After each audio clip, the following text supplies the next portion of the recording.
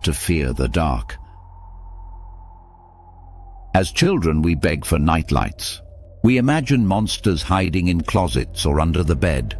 As adults, darkness becomes a metaphor for the unknown, the uncertain, the dangerous.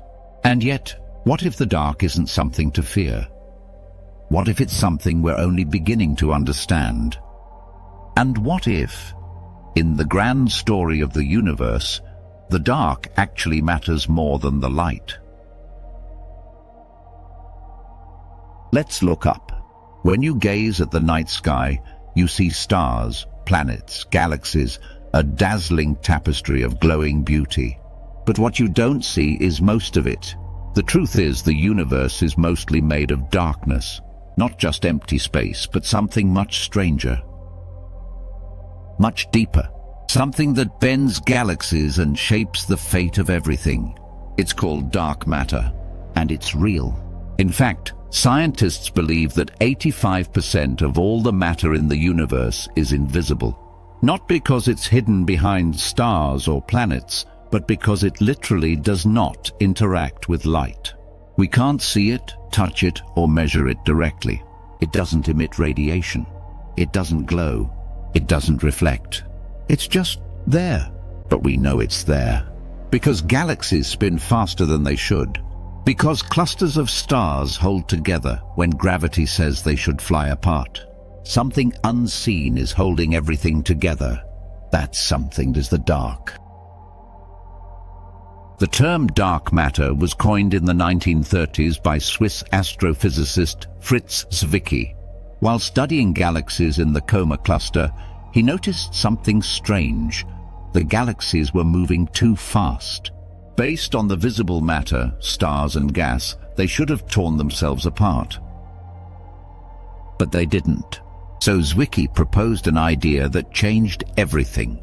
There must be invisible mass, dark matter, binding them together. Decades later, Vera Rubin confirmed this. Studying the rotation curves of galaxies, she found the same anomaly. Stars at the edges of galaxies were moving just as fast as those near the center. That's not how gravity works, unless something unseen is helping. And that's when we began to realize we've only been seeing a tiny fraction of the universe. Imagine this.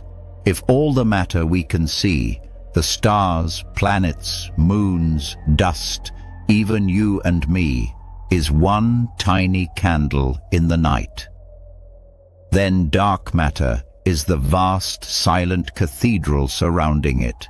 But that's not all. There's something even more mysterious. While dark matter holds things together, dark energy is tearing them apart. In 1998, astronomers discovered something shocking. The universe isn't just expanding, it's accelerating. Like a balloon inflating faster and faster. That defied everything we thought we knew. The only explanation? A force stronger than gravity. A kind of anti-gravity, something invisible, filling all of space, pushing galaxies apart. They called it dark energy. Today, scientists estimate that 68% of the universe is dark energy, 27% is dark matter, and only 5% is everything we can see. Let that sink in. Everything you've ever known, every star, every planet, every atom is just 5% of the story. The rest is darkness. But here's the twist. Darkness isn't empty. It's not nothing. It's not absence. It's presence. It's structure. It's energy. It's purpose. And in many ways, it's what makes everything else possible. Without dark matter, galaxies wouldn't form. Stars wouldn't hold. The cosmos wouldn't have its elegant web-like shape. Without dark energy, the story of the universe would be different. Maybe it wouldn't have expanded enough for life to emerge. Maybe it would have collapsed back in on itself. The dark is not a flaw in the system. It is the system. And isn't that true of us too?